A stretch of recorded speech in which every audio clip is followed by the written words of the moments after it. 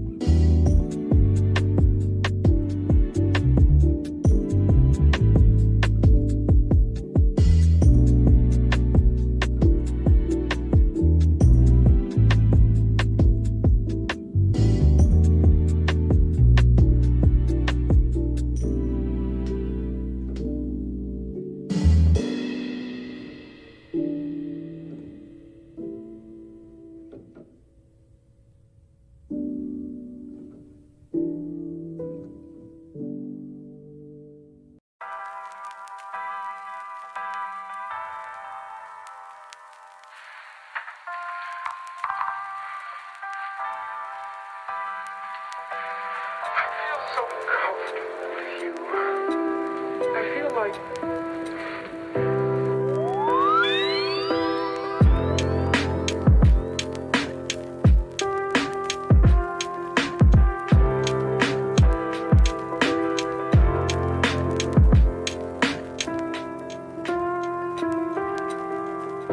I'll always love you.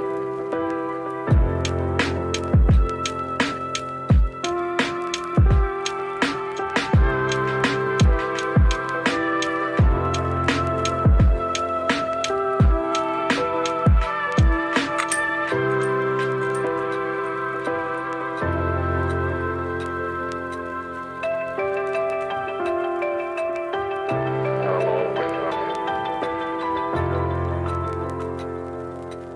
Always.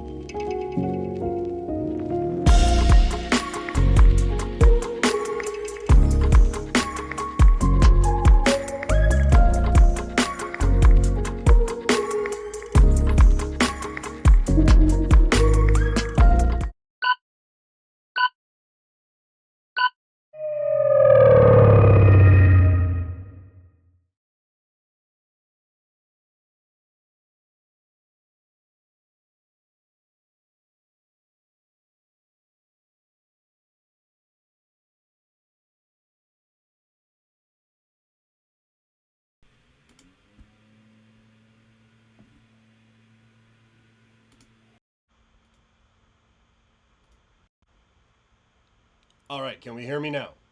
Okay, so off to a roaring start, are we? Yes, we have AEW's creative struggles are continuing. UFC 314 going down this weekend. We got predictions and a whole lot more. The chat already going strong. Thought we were going to start with AEW. We'll start with UFC as Couch Potato Diary Live starts right now.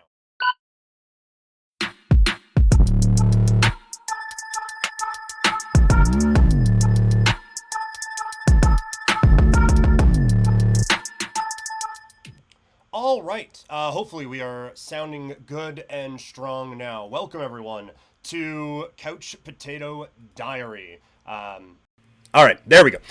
Thank you for joining us here today. Couch Potato Diary. We are streaming live on youtube.com/at Couch Potato Diary, twitch.tv/primetimepk, and kick.com/primetimepk. So trying to go everywhere all at once. So if wherever you are watching, if you could let me know how things are looking, how things are sounding, and all of those things, that would be greatly appreciated. Like I said off the top, we got some wrestling ranting to get to and some UFC breakdowns going on. As always, we are presented by Sea of Dead. Check out seaofdead403.ca for that great Calgary swag. We got the sweater there in the background. We got the Cannon's hat on me today, and some Stampede Wrestling stuff. We're going to be talking about some pro wrestling. May as well get some Stampede Wrestling swag there as well.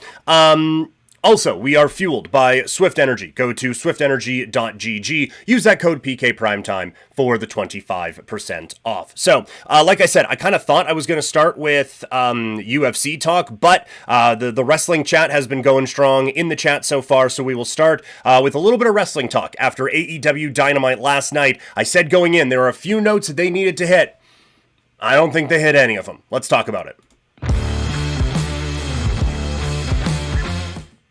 AEW Dynamite went down yesterday from some college gymnasium somewhere. And coming off of AEW Dynasty, I had said that there was a very big need for AEW to jump in and just, okay, you know what? This is what we are laying it out here. This is the main storyline. We are going to make it make sense with Moxley and the Death Riders, with the Young Bucks and the Elite all coming together, and we're going to make it make sense in this big, grand, aha, we got you sort of a thing. And didn't do it.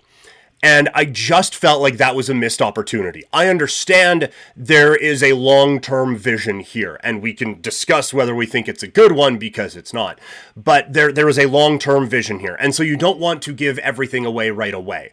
But I do think in this case, and I've admitted, I can be a bit of an impatient wrestling fan, but in this case, I just thought that this needed to be you know what, even if we have to adjust now a few weeks of television and figure out what we're going to do, this needs to be the clear, these are the guys, this is why this happened, let's go. And it wasn't that. You start the show with Jon Moxley being like, yeah, I don't know why they intervened either. It's like, what are we doing? Why? Why are we doing this then? And then you have the Young Bucks come out and they say, oh yeah, it was basically just a peace offering.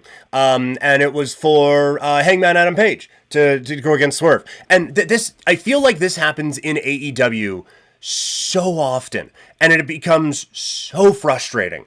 Where you have like this big moment and this big thing. And it's okay, well, this is going to be something that maybe changes the direction a little bit.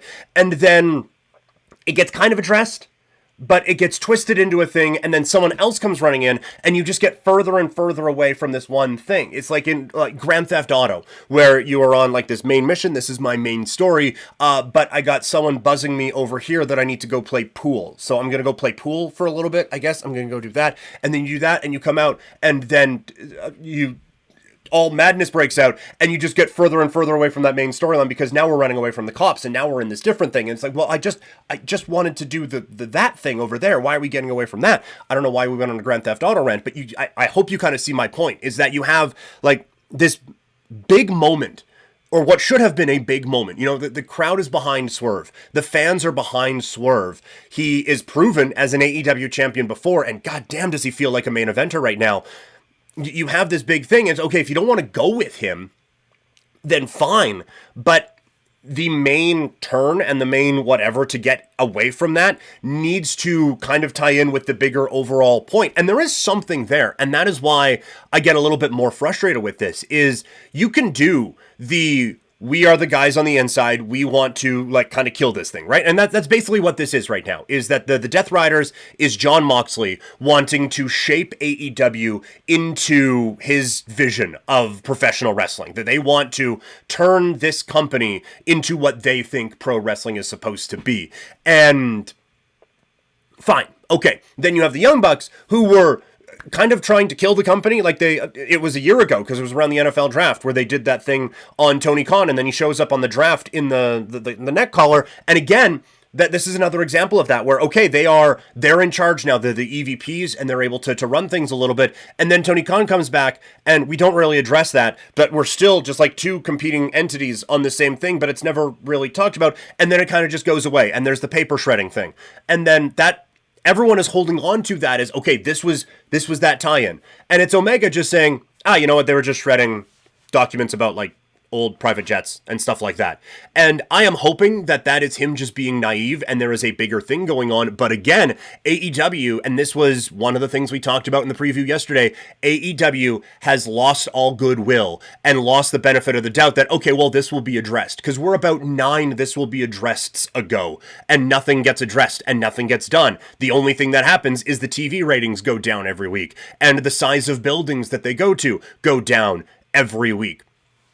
And again, it's so frustrating because it feels like there's something there. And if you want to latch onto it, like a tale as old as time is heel group trying to run things and trying to kill this company, right? And you then have to take a bit of a logical leap, because why are they trying to kill this company that is probably paying them handsomely? But don't think about that. Why does every bad guy in the world want to destroy Gotham City of all places? Who knows? But you can at least have that. It's a tale as old as time. Instead, it's just, well, they're kind of doing this and they're kind of doing that. The other thing that is really annoying about all of this, and it's been pointed out on several podcasts before. The one I heard it was Post Wrestling, but they're right.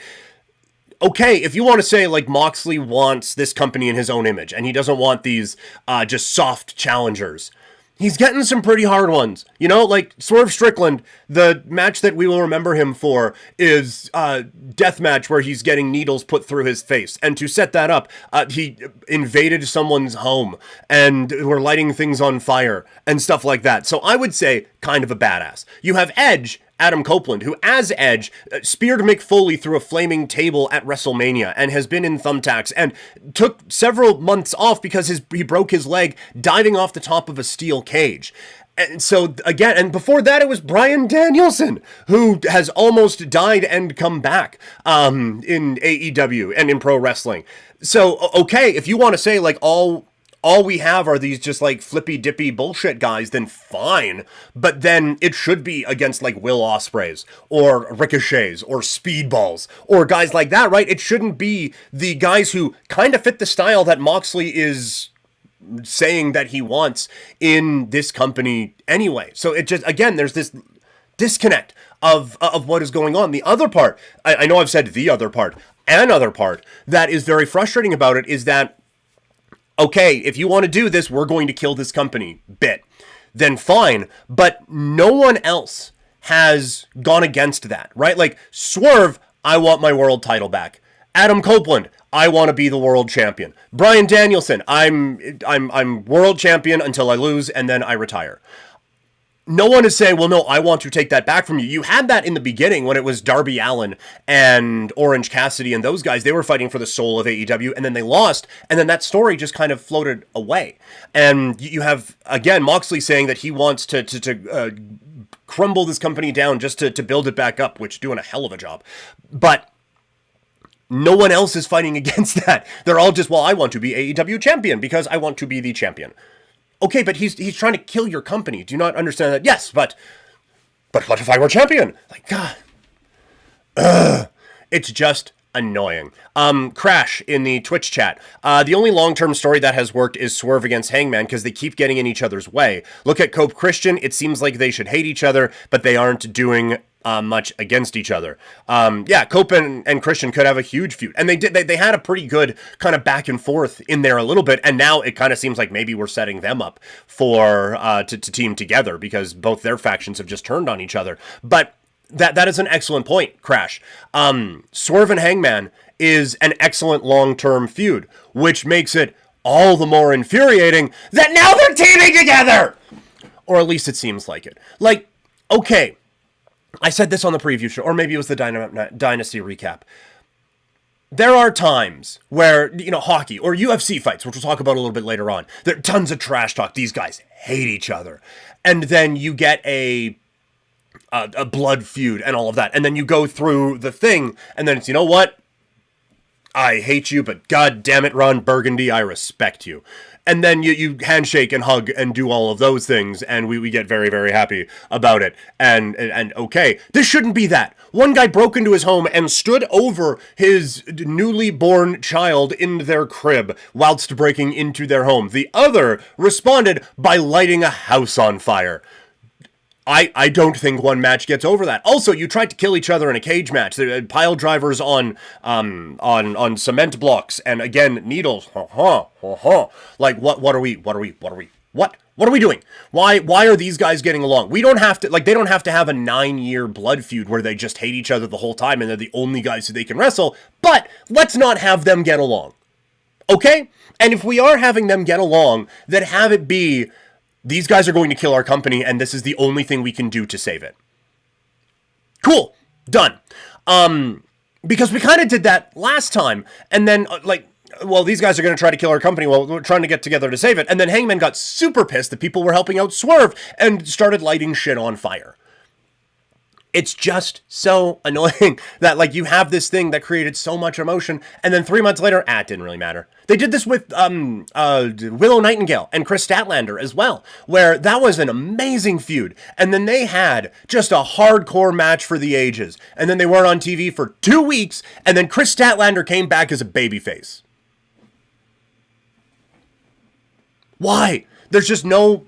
They get these things that should be good and in theory could be good, and it's just they make all the wrong decisions along the way, and then you get to the end and it's like, oh, okay, fine, I guess that's the thing we're doing. That is just that's what is so infuriating about, again, one of the things that is so infuriating, I said I put a poll up here in on Twitch and on YouTube about what is kind of killing AEW right now, and I said jokingly to Deeds, I actually probably should have put everything as an option as well.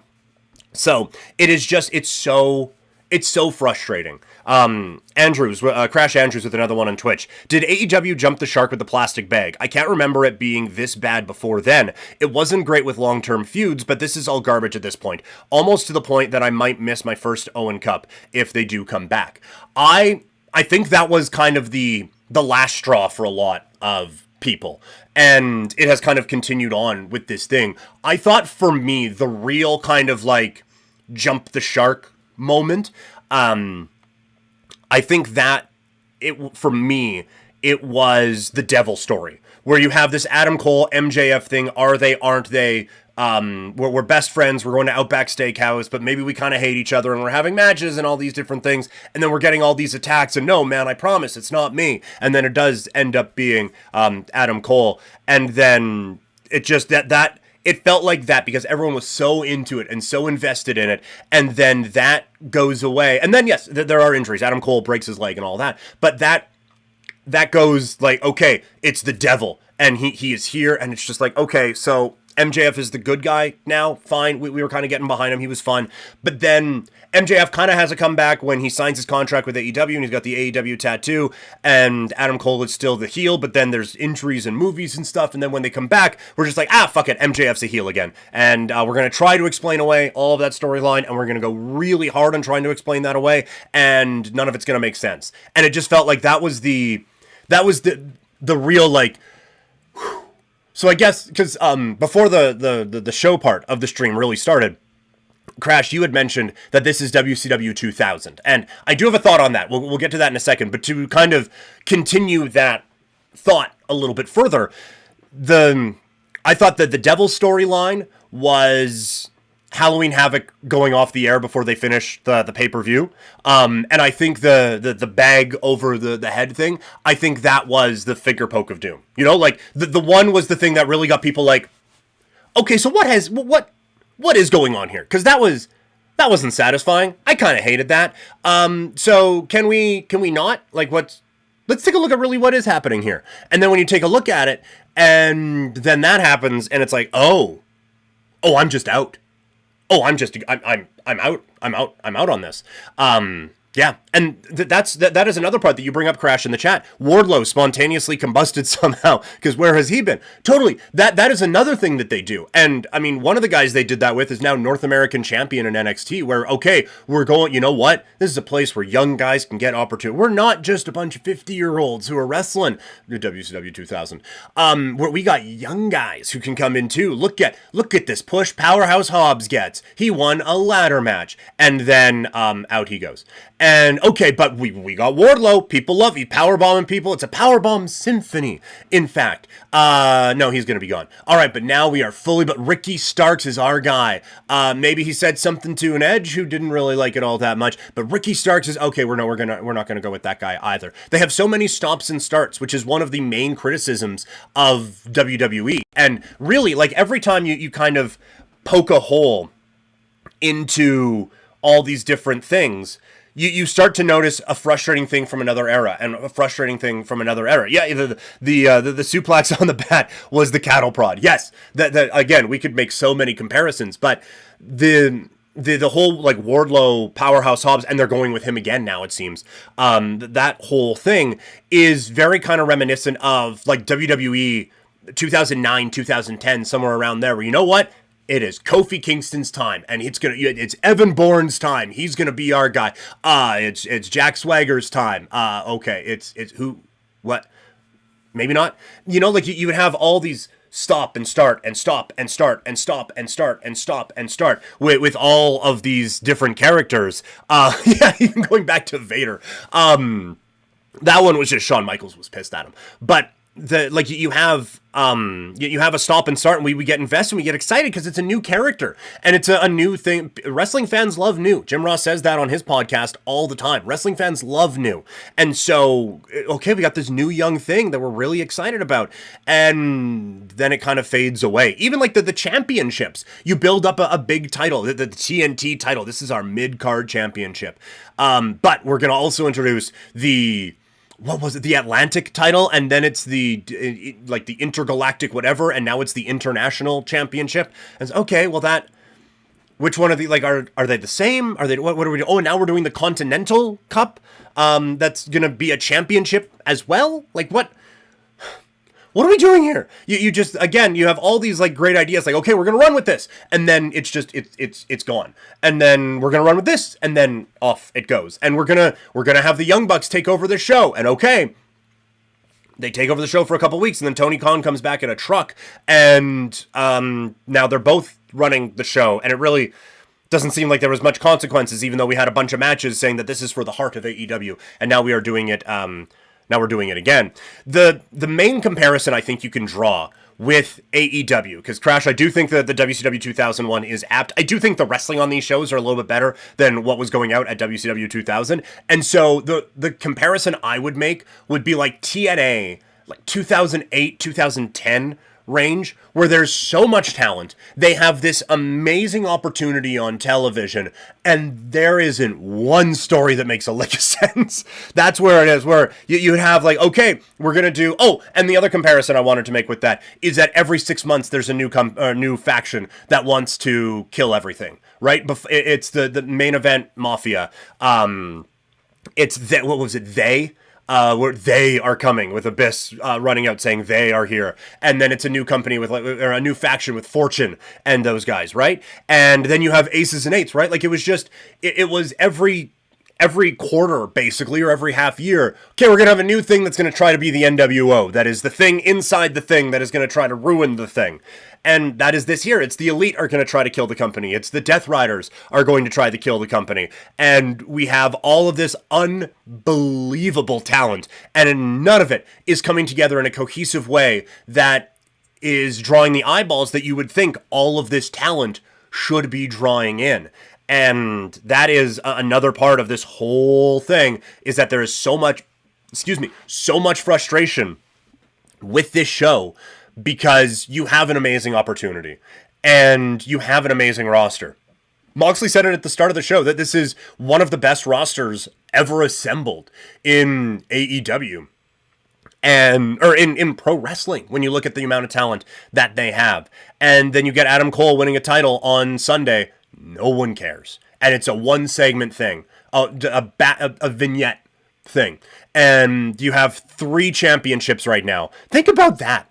Think about, like, there are 4 singles titles on the men's side in AEW right now, and they are held by Jon Moxley, Adam Cole, Kazuchika Okada, and Kenny Omega. If you tell us that when AEW starts, like, hey, by the way, they're going to have 4 singles titles, and these are the guys who are going to be holding them, and they are all full-time with this company, you would just have, your head would have exploded. Like, that would have been, okay, this company is taking off, man, and they're taking over. Here we go.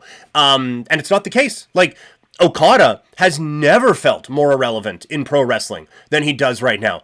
Ditto for Adam Cole. Kenny Omega, it's injury related and, you know, life-threatening illnesses and all of that. And he has come back and he actually kind of has that best bout machine feel to him again. And I'm hoping that that can get it back with Okada here. But it is a lot of kind of wasted talent, it feels like right now. Crash again. AEW is supposed to be the alternative, and it's the continuation when WWE is becoming the alternative to WWE. You are 100% right. And that is, again, where that WCW comparison kind of comes in. What really started the downfall of WCW was WWF being like, yeah, fuck it, man. Attitude Era. Let's go. Mike Tyson's out here. We're lighting things on fire with a lot of poop jokes, and we're doing a lot of these different things that no one else is doing at this time. And we are basically just answering all of our critics and be like, yeah, you know, we should probably just do this. That's what WWE is now. The WWE product, I mean, it's not where it was a year ago with the Bloodline story and Cody's story and all of those things, but boy, is it fun to watch right now. And so there is no one's clamoring for a WWE alternative at this point. No one's really fighting for that. I think that they really were banking on WWE not figuring it out, and WWE figured it out, and now AEW can't. Okay, what's our pivot now? Let's try this thing. Fuck, it's not working. All right, let's try this thing. Not working. Okay, whatever. And it's bouncing around, and there's nothing that's really locking in. So again, it feels like there is a way that this can go, that it ends up being good. But I like the thing I said yesterday, I think a lot of people are going to find out about it on Twitter rather than watching it on the TV show, because I think a lot of people are checking out of this show right now. A couple of other things on this. I didn't get to this on the Dynasty recap, but the FTR turn on Adam Copeland, again, I can see where they are going, where post-wrestling pointed this out, where it was very much Brett and Owen, where, okay, we don't like each other, but you know what? We're going to channel this hatred, and we're going to go after some championships, and that's going to bring us together. And then we lose, and it's like, well, fuck that guy then. And so you can see where a frustration would come from. But Copeland brought up an excellent point in the promos that led up to that Trios Championship match. Adam Copeland, helped those guys and is going after the group that actually tried to murder FTR, where they put the bags over their heads and they just totally took out the Rock and Roll Express. They did some awful things to those guys, but you know what? This guy lost us a wrestling match, so fuck him. What? And again, the turn wasn't even that bad, and it looked really bad with the pile drivers and the concertos, and oh wow, Edge had this neck thing and all of that. Sorry, Cope had this neck thing and all of that. And so again, you can kind of see where their motivation is, except there was that thing that happened a little bit ago, and again, very WWE, where people forget about that, don't worry about it. So a lot of frustration with this, and the problem is, again, the wrestling was pretty good. That 8-man tag, which, putting up $400,000 in a match, I don't care. It's an old 80s thing where you would put, it's the $100,000 tag team tournament. My gosh, yes, Jim, we got all these teams coming tonight, and it's going to be one dandy of a program. That's something that worked back then when people, for lack of a better phrase, thought this shit was real. But now, no one is buying that. I'm assuming Team Ospreay won, I forgot, but I'm pretty sure that they won. No one is buying that those guys all just got an extra $100,000. And also, I don't know if you've seen what's been going on lately, but I don't know if the thing that is really going to make everyone emotionally invested in things right now is people who are making tens of, if not hundreds of, probably hundreds of thousands of dollars a year, getting more hundreds of thousands of dollars. No one's like, oh man, great. People who are making a lot of money finally catching a break right now. No one's thinking that. So that just seemed like dumb stakes to put on a match. Just call it an all-star match and do it that way. But that match was fun as hell with all the different things that were going on. And then Ricochet thinking that he's going to catch that group of four off guard, and he flips out and he lands on his feet and they all attack him. And then you get all the fun moves. Like, that was fun. Statlander against Thunder Rosa was a really good match. And like when you see Swerve Strickland come out and he is helping Kenny Omega, and they're both looking just bricked up for one. But you're seeing, like, okay, these are two of the best performers in the world in the ring at the same time, going against the Young Bucks and Okada. This should be exciting. And it's just like, okay, well, this is probably going to be stupid. And it's tough to get that back when people are thinking that way. And there's a lot of wrestling companies over the years that have had rich people in charge that have been great for a little bit, but then they aren't able to pull the nose up. And when things start going this way, a lot of history shows that unless it's the WWE, it is really tough to bring it back. And AEW is going to have a lot of work to do to bring this whole thing back. I'm going to end on a positive. You know, I like to think of myself as a positive person. Toni Storm is the best thing in wrestling right now. Her on commentary during the Statlander Thunder Rosa match was gold. And it's just, she is one of the things in wrestling right now, and just in entertainment, where I get upset when her segment's done. Like, I just want more. I want 2 hours of Toni Storm. And it's kind of the same joke every week, but it's still funny every week. And I saw a compilation of all, like, great moments and stuff like that. And as soon as it's done, you can think of like 8 more that they didn't include in it. She is so entertaining and she is so funny. And if you watch, like, if you have the means to watch between commercials, here maybe, there's so many other entertaining bits that she did on this show without it being like on national television. Like when they do the between the commercials, but it's like AEW Plus or whatever it is.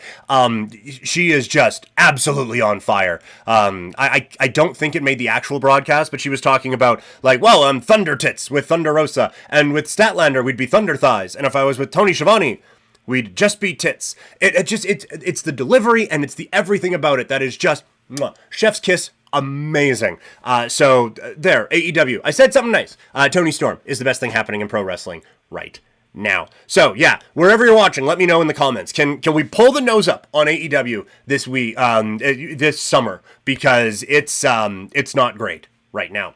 Let's shift gears now and talk about the world of the Ultimate Fighting Championships. They're back on pay-per-view this weekend. It is UFC 314. We've been previewing the show all week. Let's get into the actual nuts and bolts of it now with our fight preview here on Couch Potato Diary.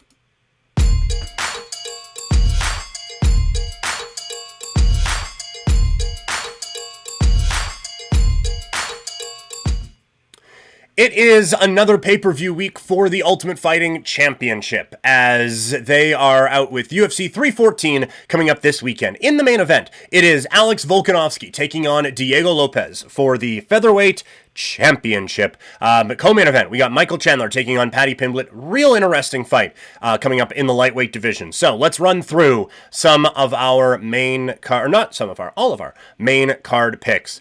We start in the light heavyweight division. It is Nikita Krylov taking on Dominic Reyes. Krylov is 33 years old, born in Ukraine, although he tends to be a little bit more on the Russian side of things in that whole thing. 77.5-inch reach, training out of Valley Tudo MMA Academy. He is 30-9 with 12 wins by knockout, 16 by submission. He has been knocked out once in his MMA career and submitted 6 times. His last victory coming at Ultimate Fight Night in March of 2023, where he picked up a submission win over Ryan Spann. He's won 3 in a row, 2 first-round finishes, and a decision win over Volkan Ozdemir. He's been in the UFC twice. He went 6-3 in the first run, 5-4 on this current run. He's been finished in 2 of those 4 losses. A pro since 2012, and while, black belt, there's prestige and everything that comes with that.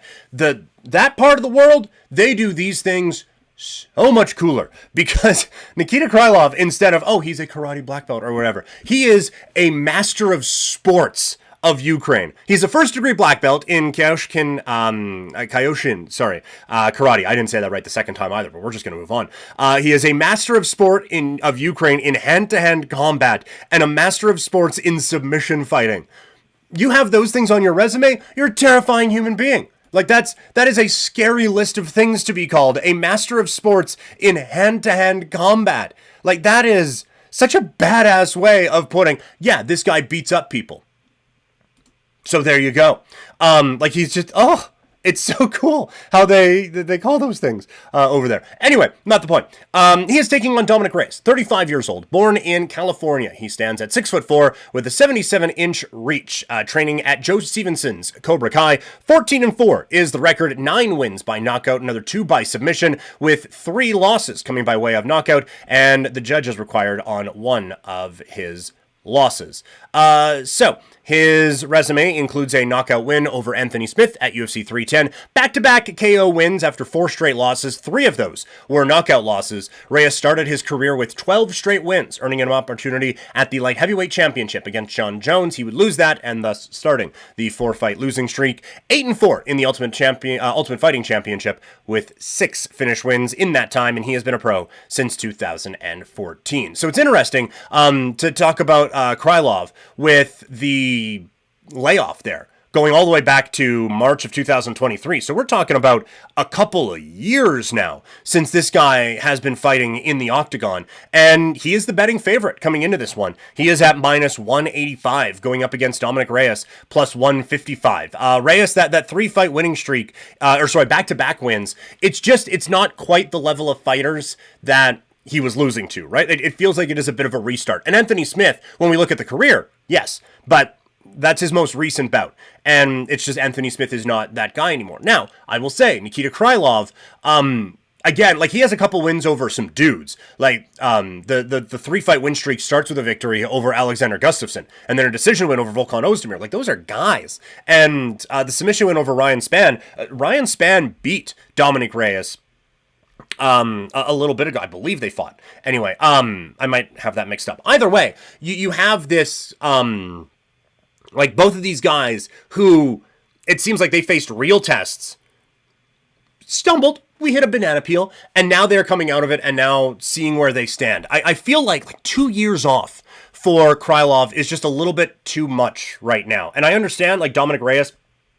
certainly seems kind of post-Apex at this point, but I do like his game a little bit more than I like Krylov's at this point. I just think he's a little bit more dynamic as a fighter. So I think there's I think there's actually pretty good value there in Dominic Reyes at plus 155 as an underdog pick. So I think some pretty good value. I like Dominic Reyes to pick up the win in that one. This next fight, this is not going to be your traditional breakdown from me, as it is Bryce Mitchell taking on Jean Silva in the featherweight division. If Bryce Mitchell, you hear that name and it kind of rings a bell, I promise you it's not for good reasons. He is an absolute piece of shit.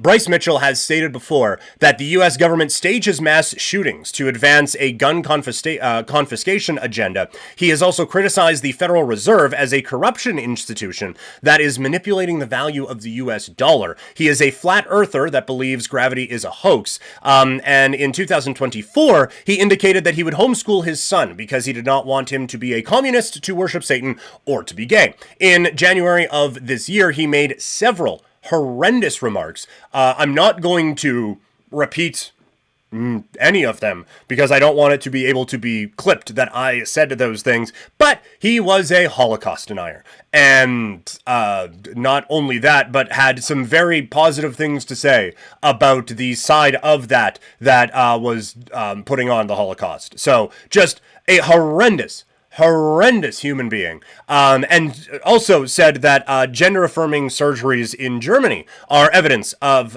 societal decline. So Bryce Mitchell is a significant underdog in this fight, and there is no end to the amount of ass kicking I want this guy to receive. So I hope Brian Mitchell just gets absolutely annihilated in this fight.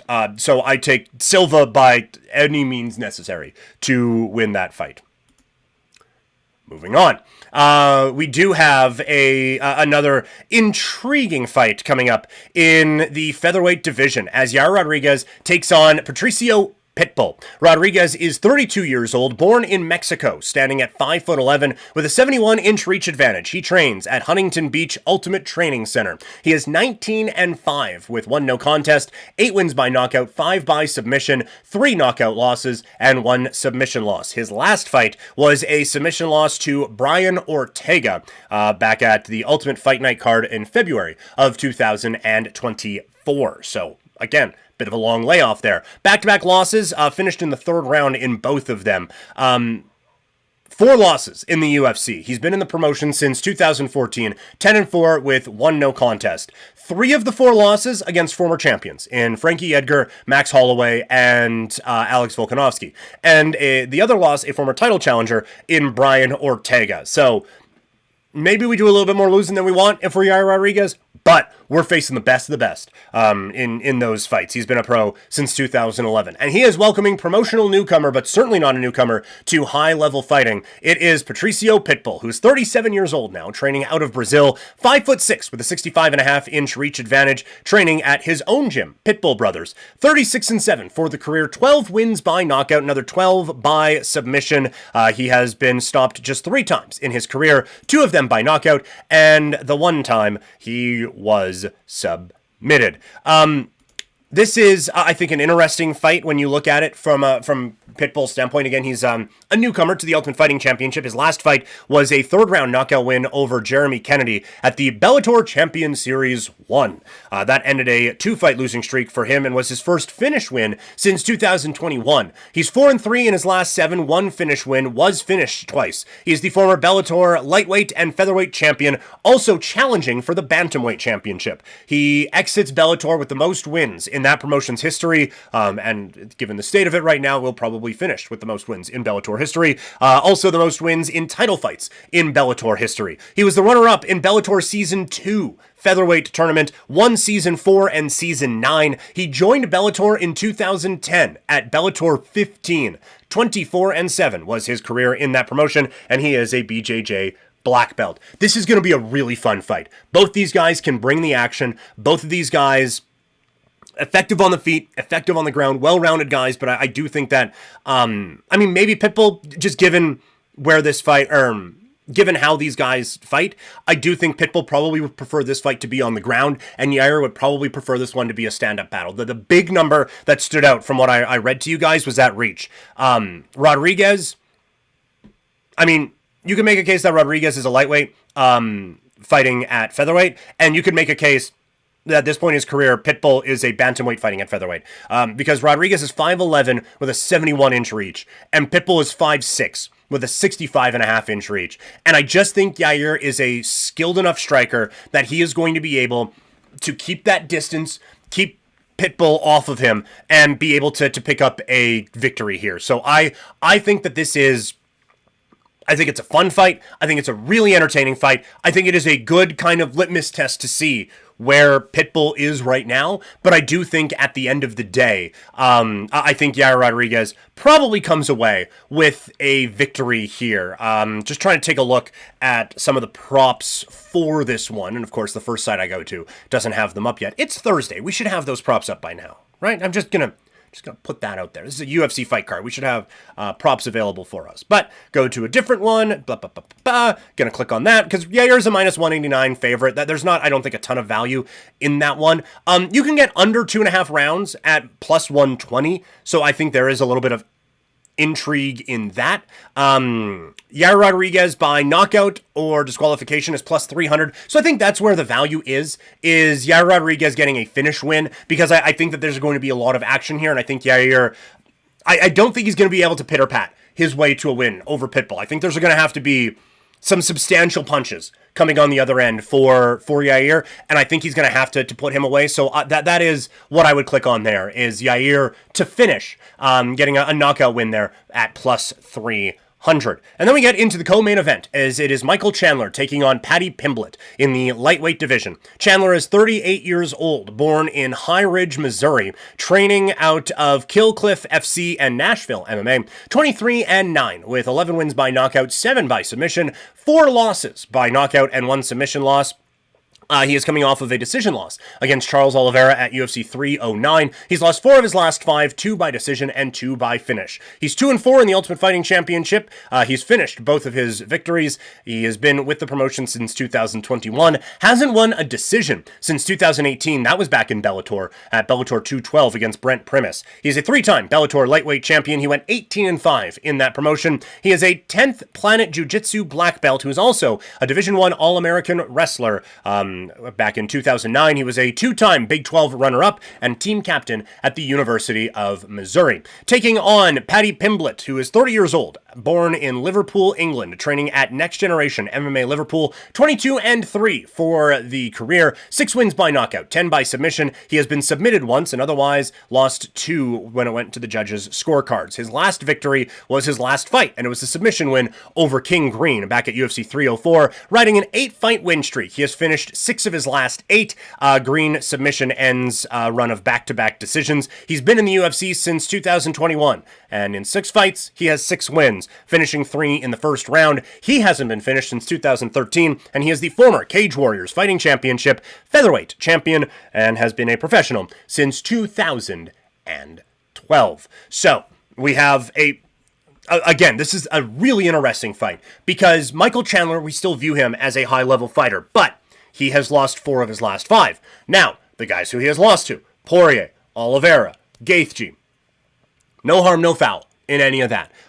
His only win in that time is against Tony Ferguson, who is, I said the other day, fighting on the Champions Tour, which might not even be a thing right now, which, oh my goodness, what an unpredictable thing that GFL might not happen. Stunned. But neither here nor there. Pimblett, on the other hand, like, he has a win over Tony Ferguson, and David Goggins couldn't help him on that night. And the win over King Green. Like, these are wins over names, but names that are kind of post-Apex, which Michael Chandler falls into. And someone made a comment on one of the Paddy Pimblett, I made a short of the Paddy Pimblett, like this is kind of a lose-lose situation for him. Sorry, I'm just going to try to pull up that comment here really quick. Better host would have had that one maybe a bit more prepared. But here, Chandler is good, though. I don't get how you call him washed up. He's lost to straight killers. That is fair, but it's still like he was a straight killer. And so washed up might be a bit of an overstatement. And that was taken a touch out of context, where I was saying, like, if Paddy Pimblett loses this fight, it's, man, you're losing to washed up guys who've lost 4 of their last 5. And if you beat him, it's like, yeah, okay, well, that's his 5th fight in 6 fifth loss in 6 fights, sorry. Who cares? So, like, there isn't a whole lot to be gained for Paddy Pimblett in this. And so, no, I don't think Michael Chandler is washed up, but it is concerning that he is only beating washed up fighters right now. And Paddy Pimblett does not fall into that category. But the guys who he's fighting don't necessarily give you this, like, okay, well, he's on the rise, here we go. So it is a little bit frustrating because I think Paddy Pimblett, like, obviously there is a big draw to him, and he has a lot of charisma and personality and all of those sorts of things, and he's a good fighter. And we're just throwing him in there against these big names and trying to take advantage of the guy's 30 now. Like, we should be having real fights. And I'm not saying Michael Chandler isn't a real fight, but after this, I'm gonna need someone with a number by their name for Paddy Pimblett if we get a win in this one. I need to have him start fighting against, like, not just the guys of a few years ago, but the guys of now. I like Michael Chandler a lot. Like, some of the fights that he had in Bellator are just the stuff of legend, and he is such an action fighter, and it is so much fun to watch him fight. I just feel like at this point, though, Paddy Pimblett is a step above in what he can do, and I didn't think I would be at that point, but just you go back and you watch some of the fights, and it's like, yeah, I just think Pimblett has a bit more sharpness to his game, a bit more of a crispness to his game at this point now than a 38-year-old Michael Chandler. So I do think that Paddy Pimblett comes away with a win in this one here in Miami.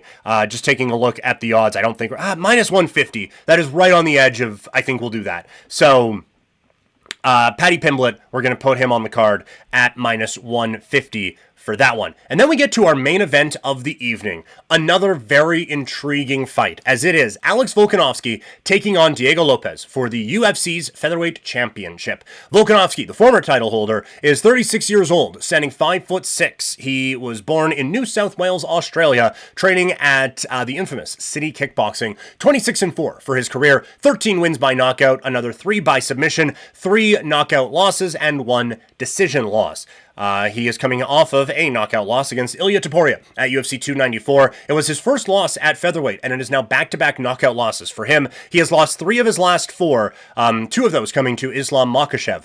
5 featherweight title defenses in the UFC is the second most in UFC featherweight history. He's the first Australian-born fighter to win a UFC championship. A 22-fight win streak was ended with his first loss to Makhachev at UFC 284. In his time in the Ultimate Proving Ground, he is 13-3, a pro since 2012 who started his career insanely at welterweight. He is taking on Lopez, who is now 30 years old, at 5'11", 72-inch reach, training out of Brazil, training at Lobo Gym MMA, 26-6 for the MMA record with 10 wins by knockout, another 12 by submission. He has been knocked out twice and has 4 decision losses, coming off of a unanimous decision win over Brian Ortega at UFC 306. It is a 5-fight win streak.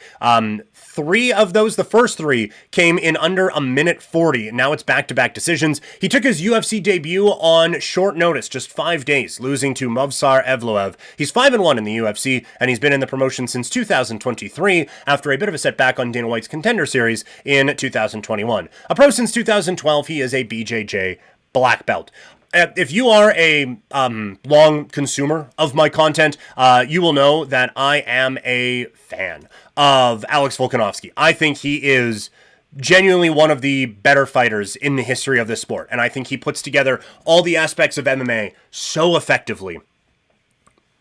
But it has been a bit of a rough go. And again, you can very easily explain it away, where, okay, he lost to Makhachev, and really, did he? Because that was a really, really close fight, that first one. But then the second one, and now he took it on short notice, but he got absolutely blasted away. And then the fight against Ilia Topuria, I mean, it was going okay until it wasn't. And Topuria gets the knockout. Now, you are going up against, at 30 years old, I hesitate to say prospect, but a guy who was a prospect is now moved up into challenger status, and kind of does a lot of the things that Makhachev, maybe not necessarily Makhachev, but some of the things that Topuria definitely gave him some problems with, and proved in his last bout against Brian Ortega that he can kind of keep the fight in the area that would give Volkanovski the most issue. So, again, I love this is it's a painful card for me, because I like Michael Chandler, and I picked against Michael Chandler, and I like Volkanovski, and he is the favorite going into this.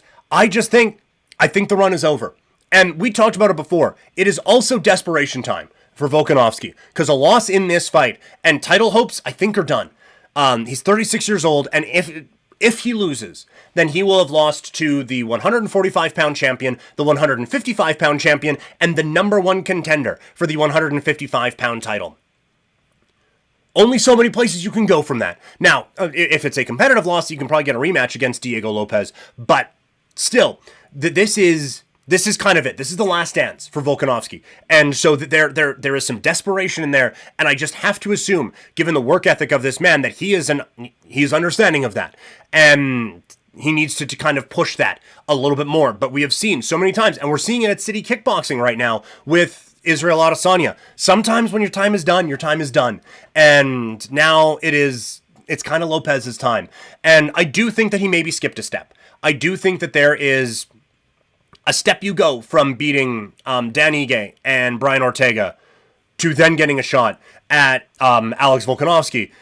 But he also proved in those fights, like, it wasn't just he blasted through them in a minute and a half. He outpoints the 2 veterans that he was fighting and shows that he can go the distance, shows that he can outpoint someone and fight a smart fight and pick up a win. So I think it is now Diego Lopez's time. I think that there is a bit of a size advantage for him. I think that he is going to be a touch quicker on the feet, quite frankly. I think he's going to be a little bit more explosive at this point, and I think it's going to be a frustrating night for Volkanovski. And so I have Diego Lopez winning it, and he is the underdog at plus 125. So I think again, we're getting a pretty good value there with Lopez on this card. Taking a look again at some of the odds, because I don't think he stops Volkanovski. Although I guess like Volk has been stopped twice now, right? Against Makhachev and against Topuria. And Lopez does have kind of that finishing ability. I think that this will be a bit more of a points one. And so like Lopez by decision is plus 450. So I think there's some value in that. Although, again, if you think like Volk's been finished a couple of times, maybe that button's a little bit easier to push now. It is plus 230 for a knockout win for Lopez. So either way you think this fight's going to go, I think there's a little bit of value in those two spots as well. Do we have one for him to just finish just inside the distance? Sorry. I don't necessarily see that here really quickly. Fighter to win inside the distance. There we go. Lopez plus 150. That might be the way to go. Although what are we getting him at right now just to win? Plus 125. So we're not really adding a whole lot in that. So you know what? Honestly, plus 125 might just be the best way to go, unless you have a strong feel on if he can finish Volkanovski or not. But either way, I think this is a very intriguing fight card, up and down, when you look at like kind of the placement of these guys. Like where is Paddy Pimblett? Where is Michael Chandler at this point? In lightweight, this is a really interesting test to figure that out. Volkanovski, does he have one more championship run in him? Or have those losses now just caught up to him? Patricio Pitbull, a legend in Bellator, now coming into the Ultimate Fighting Championship against a guy who fights a style that is complementary to what he wants to do at a high level. So is he still at that high level in the UFC? We get to figure that out coming up on Saturday. Yao Xiaonan is an underdog against Verna Jandiroba. That is, I think, kind of, I don't want to say insane, but when you think back to Xiaonan being a title challenger, now coming off of that with a decision win, this is a chance for her to prove that she still has something left in the tank. Or is she done? Like, there is a lot of fork in the road moments at UFC 314 where you have on one hand an opportunity to move either in Volkanovski's case in the main event into that championship position, or in Chandler's case, in Xiaonan's case, and I would say both for Yair and Patricio Pitbull into title contention, or at least keeping those title hopes alive, where a loss kind of puts you down the path of it's going to be really hard to get back over to this championship level